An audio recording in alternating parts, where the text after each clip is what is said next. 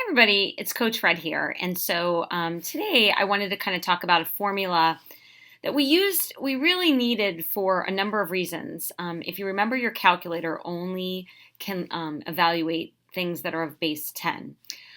This formula called the change of base formula allowed you at one point to be able to put the log into your calculator to evaluate it. Okay, so now calculators have gotten better and they can actually evaluate logs of any base. But I think it's really important to recognize this formula because you could actually use it to solve regular equations if you see its relationship. So I want us to look at evaluating log base 3 of 16. So normally we say 3 to what power gives us 16. 16 is not a base 3 number, so we couldn't evaluate it easily in our head. So the suggestion at that point was to set it equal to x and then use the inverse operation to solve it. Okay, so I would do 3 to the x power equals 16. Okay, and then you would use logs to solve this equation, right? You would do log 3 to the x equals log 16. You take the log of both sides. You'd bring the x to the front using the property.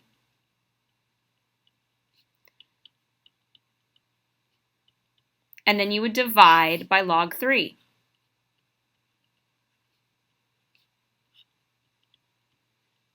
And so what you might notice is that what you're getting is x equals log 16 over log 3. These are now base 10 logs. So this would be what you'd put in your calculator. So the change of base basically says that if you have log base b of m, then you can jump to it and say that that is the same thing as log m over log b. Now, I want you to be really careful. This does not mean log m over b. We've been talking about the difference here, okay? This is a property of logs that we use to expand logs using subtraction. This is the change of base formula. So this is log divided by log. Okay.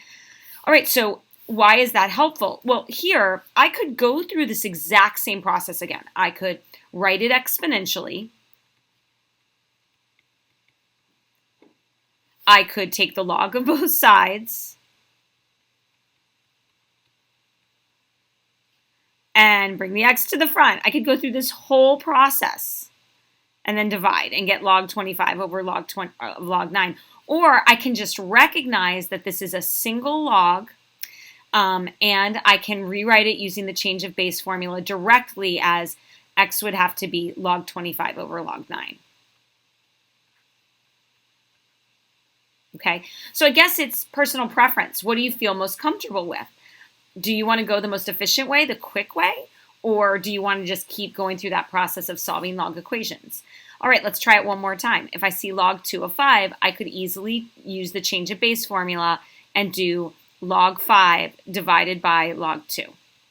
So x equals, and I'm calling it x, okay? Log 5 divided by log 2, I grab my calculator, I put in log 5, it's a base 10 number, I divide it by log 2, a base 10 number, and I get approximately 2.32.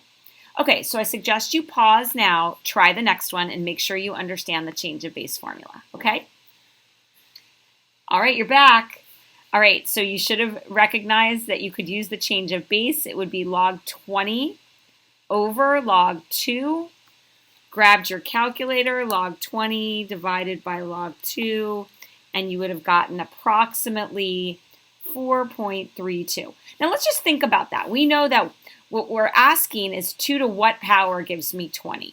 So let's think about that. 2 to the 4.32 equals 20. All right, well, I'm going to think about this. Well, I know that 2 to the 4 is 16.